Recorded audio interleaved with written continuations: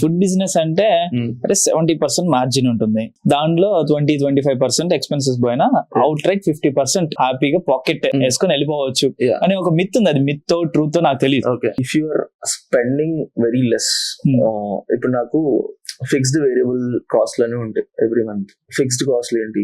Rent, grocery, salaries. Variables అంటే groceries లో variables చేసుకోవచ్చు, ఆల్టర్నేట్ యూజ్ చేయొచ్చు. సో ఈ పర్సంటేజ్ మీరు చెప్పిన పర్సంటేజ్ అయితే చేసే రెస్టారెంట్స్ నాకు చాలా తెలుసు, డూయింగ్ రియలీ గుడ్ నెంబర్.